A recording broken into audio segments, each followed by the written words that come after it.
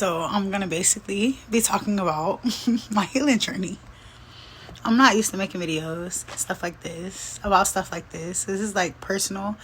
But I decided I'm going to start opening up about my healing journey, everything I've been going through, how I've been working through it. So obviously I'm still healing. Healing is not a destination, but it's just a state of being. Healing is not something you can reach. Healing is not something that ends. Healing is not something that stops.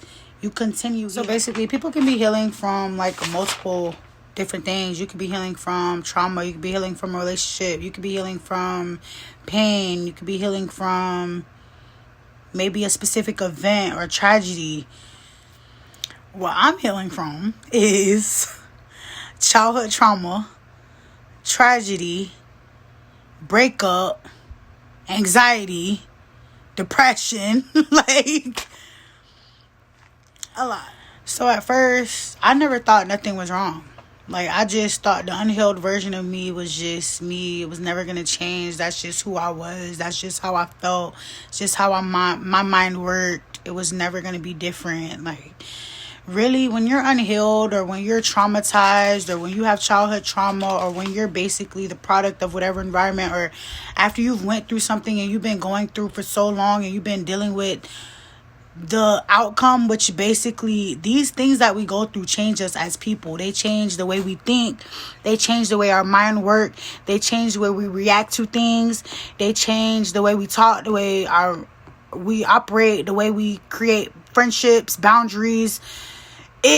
These things literally change everything about you. They create the way you think, who you are, like the way you respond. This is why people of different backgrounds have different perceptions of life.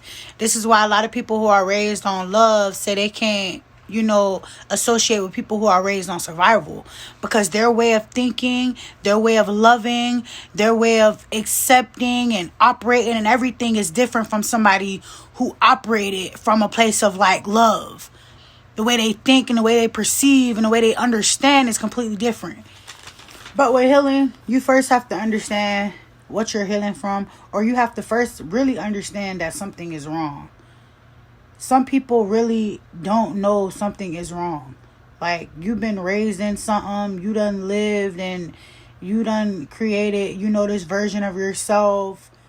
So once I came to the realization that, something is wrong, I don't like what I'm going through. I don't like how I can't keep connections. I don't like how I'm constantly depressed, constantly anxious, constantly sad, constantly going through this, constantly feeling this. Like, something is not right. Like, I was around other people. They weren't feeling constantly depressed. They weren't crying. They weren't anxious. They weren't like...